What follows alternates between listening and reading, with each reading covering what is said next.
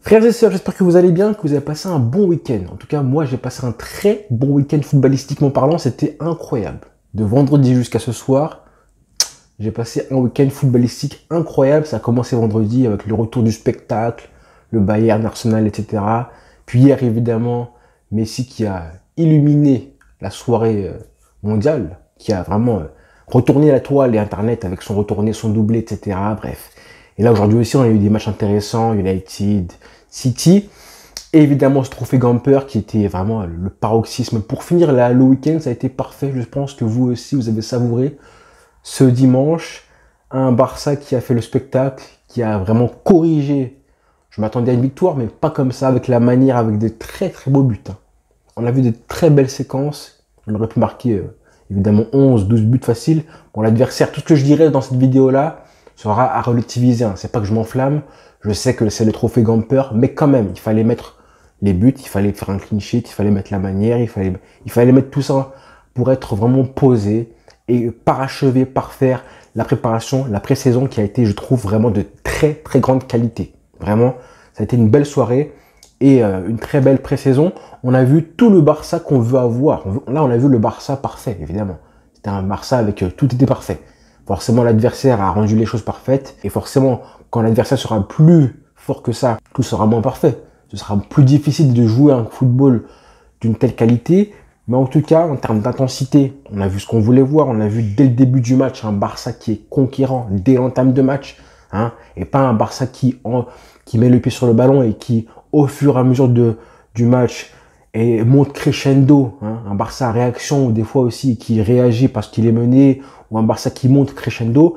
Là, on a vu un Barça dès l'entame de match qui a vraiment mis de l'efficacité, de l'agressivité, de l'intensité. Là, 3 buts en 10 minutes, franchement, même si c'est pas un match officiel, ça faisait très longtemps, j'ai pas vu un Barça qui marque assez vite comme ça, qui imprime son football.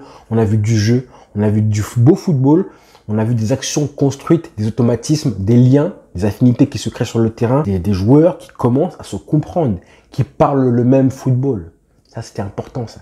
Qui parlent le même football. Mais en même temps, quand tu as un joueur comme Pedri, un joueur qui sent le jeu comme Pedri, c'est plus facile. Même pour un mec comme Lewandowski, c'est beaucoup plus facile. Un mec qui sait se placer comme ça, qui sait jouer entre les lignes, qui arrive à jouer, à être au milieu dans les jambes. Là. Quand il y a pas mal de monde, il arrive à être au milieu, placé comme un poison, comme Messi le faisait très bien aussi, il le fait très bien, qui sait créer ce lien avec son attaquant. Vous avez vu que la relation, on l'a compris tout de suite, Lewandowski-Pedri, on l'a vu tout de suite la relation, dès l'entame de match, et en plus, qui sert une machine comme Lewandowski, forcément, à la finition, c'est plus facile. Rappelez-vous dans la vidéo que j'ai faite il y a une semaine lundi dernier, qui s'appelait Le Barça est de retour, je vous avais dit que Lewandowski, il avait absolument besoin d'avoir un joueur avec qui il était connecté sur le terrain, assez proche de lui.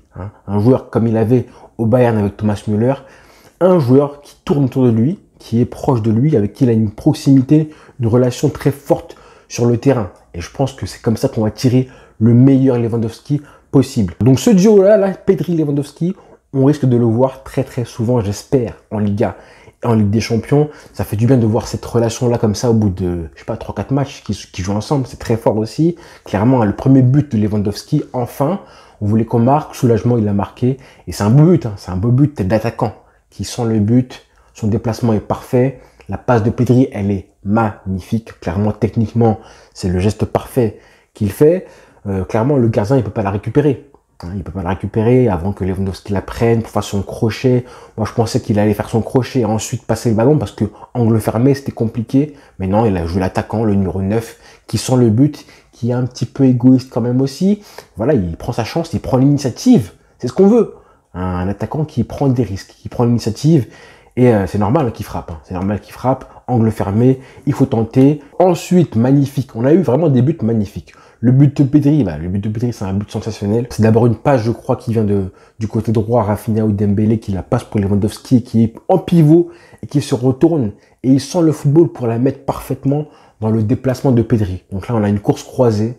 Ça, c'est vraiment un truc que j'adore de voir ça, des joueurs qui font des courses croisées, en plus dans un petit espace. Et je pense que Lewandowski, là, ça, on savait pas. Enfin, ça, on savait. Je pense que les gens savaient, mais ils avaient oublié que Lewandowski, il sait jouer au football. Il sait jouer au football. Donc voilà, ça fait plaisir de voir un mec comme Lewandowski qui participe au jeu autant. Qui participe au jeu.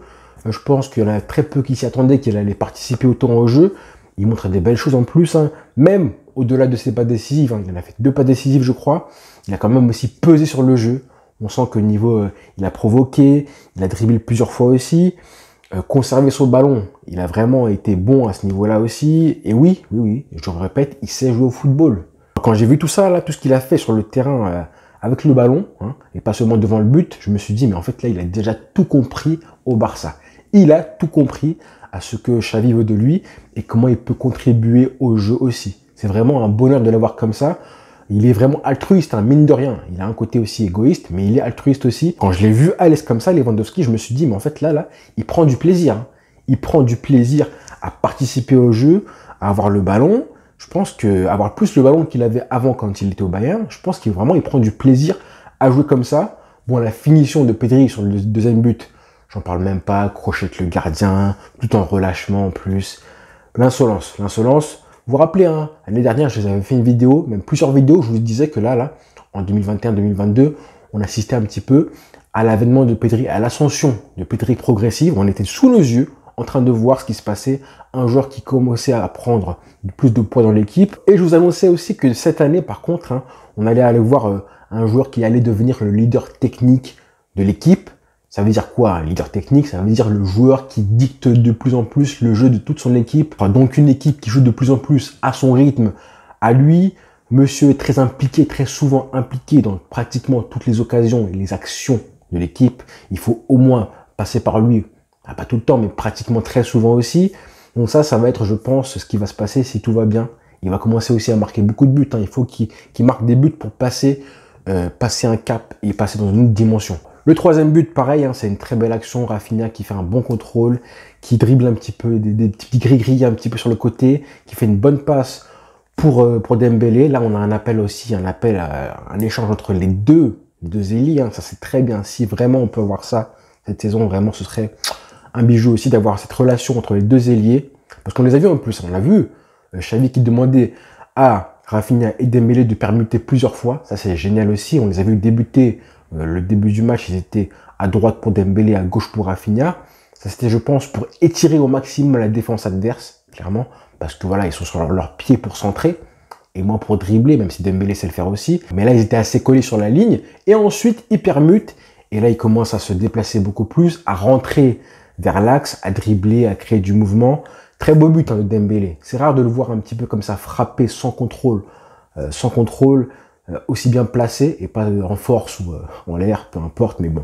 Donc voilà, très beau but de Dembélé qui a fait un bon match aussi. Il surfe sur la confiance, je suis confiant pour lui, très confiant. À surveiller, vraiment à surveiller pour Dembélé, ça fait plaisir.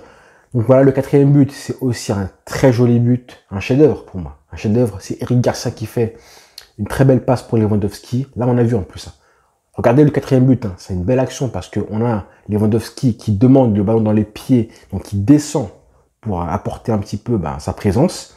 Et pendant ce temps-là, on a du coup Pedri qui prend la profondeur. Vous avez vu, un joueur dans les pieds, l'autre pendant ce temps-là qui prend la profondeur. Très intelligent. Ça, tactiquement, aussi un petit bijou. Et puis là aussi, la finition, Pedri, évidemment, crochet, trop relâché.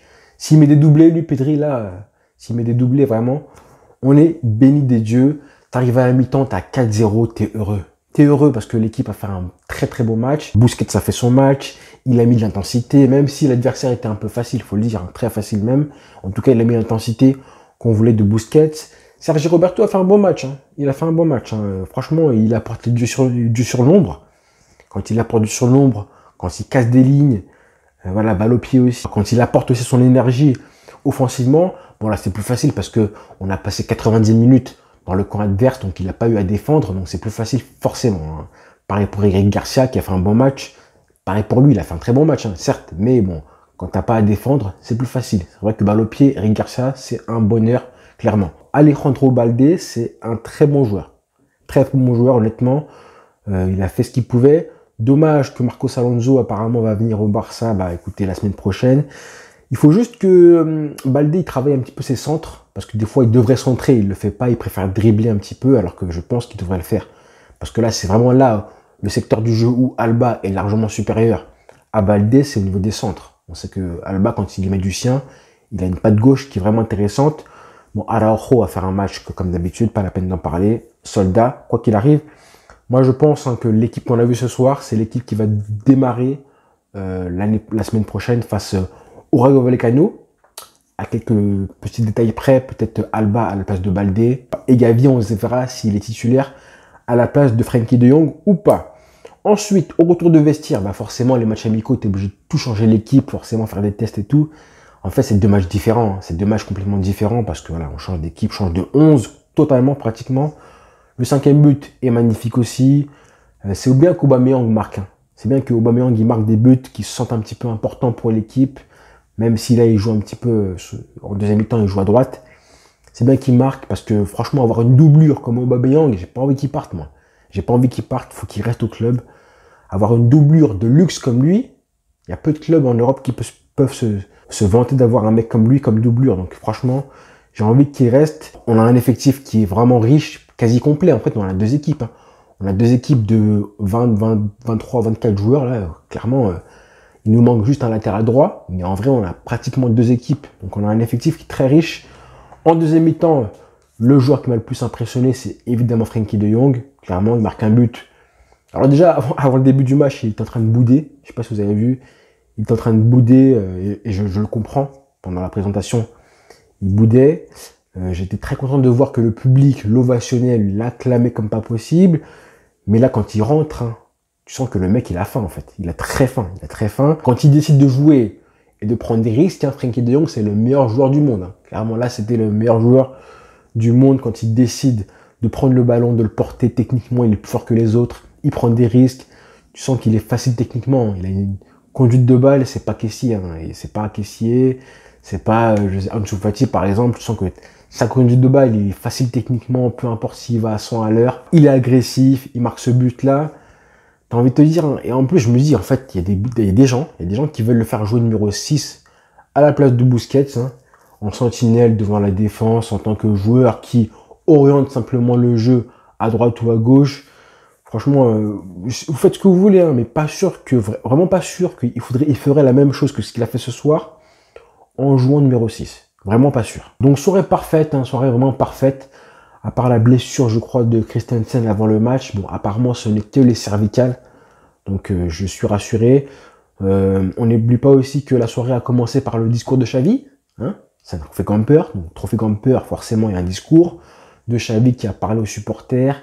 Et le charisme de Xavi, ça fait plaisir de nous voir comme ça parler, avec un message qui passe pour tous les supporters présents dans le Camp Nou. Quel charisme! Ensuite, on a eu le discours de Busquets. Bon, écoutez, on va dire que lui, là, par contre, il a fait ce qu'il a pu. Il a fait ce qu'il a pu, mais bon, on va pas le reprocher de manquer de charisme. C'est le capitaine, c'est comme ça. Voilà, il y a eu un très bel hommage aussi à Dani Alves. Ça faisait plaisir de le voir que lui aussi, il a pris du plaisir pour la soirée. Même s'ils se sont fait tartiner 6-0, au moins il a pris du plaisir. Les supporters l'ont acclamé, même quand il a fait son corner. Ça a été vraiment un régal pour lui de le voir comme ça, parce qu'il mérite, on l'a pas assez son hommage. Il mérite un hommage beaucoup mieux que ce qu'il a eu, même là en mai dernier. Il est sorti par la petite porte, ça m'a fait de la peine. Mais bon, tout ça pour dire qu'on a passé une soirée parfaite, clairement. Avant le début de la saison, on a même vu Koundé, Inaki Peña qui a remplacé Ter Stegen. Depay, Ansu Fati, ça voit qu'il n'est pas encore au top. On a vu ses dribbles, c'est pas encore ça, ses appuis, il manque de confiance. Ça se voit, à son visage, ça se voit qu'il n'est pas encore au top, mais bon, il faut qu'il joue. Ça va revenir tout doucement. Il faut qu'il prenne son temps. Après, il a 20 ans, donc forcément, il est impatient, mais il faut qu'il prenne son temps. En tout cas, voilà. Place désormais à la Liga. Et ça va faire du bien, parce que les matchs amicaux, c'est bien beau. C'est bien beau l'ambiance, vacances et tout, des légers, des joueurs qui sont relâchés, ça se voit qu'ils sont relâchés même devant les buts. Ils se permettent de crocheter le gardien comme ça. Mais bon, maintenant on veut vraiment passer à l'action, à la guerre, à la Liga. Un petit peu de rigueur parce que les matchs comme ça qui commencent un quart d'heure, 20 minutes plus tard, comme si c'était le concert de Fally Ipupa, ça on en a marre. On veut de la rigueur et que la Liga fasse débuter les matchs à l'heure prévue. Ce serait bien. Donc voilà les frères, j'arrête de parler, je suis une pipelette, mais bon, en tout cas j'ai passé une très belle soirée, un très beau week-end. Si on pouvait avoir des week-ends comme ça tous les jours, enfin toutes les semaines, ce serait Mais bon, ce serait pas drôle non plus. Il faut un petit peu souffrir pour après être heureux. C'est ce que je dis souvent. Voilà les frères, rendez-vous très vite demain je pense. Bonne soirée à tous. Ciao.